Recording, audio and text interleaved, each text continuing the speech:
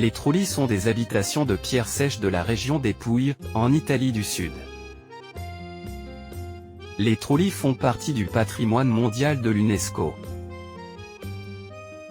Ce sont des exemples remarquables de la construction sans mortier, technique héritée de la préhistoire, et toujours utilisée dans la région.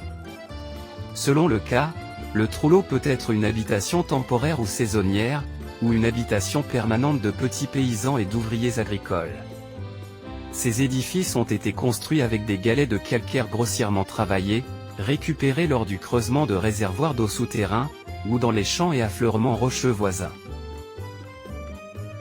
Les édifices sont typiquement de forme rectangulaire, avec un toit en encorbellement conique. Les murs chaulés des trulli sont construits directement sur la roche calcaire, selon la technique de la pierre sèche, sans utilisation de mortier ni de ciment.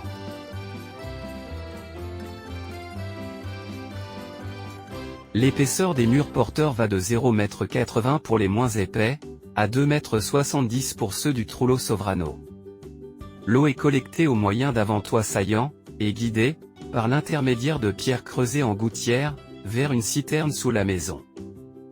Un ensemble de trulli pouvait comprendre de 3 à 5 trulli où chacun correspondait à une pièce différente, cuisine, chambre, étable, atelier, four, etc.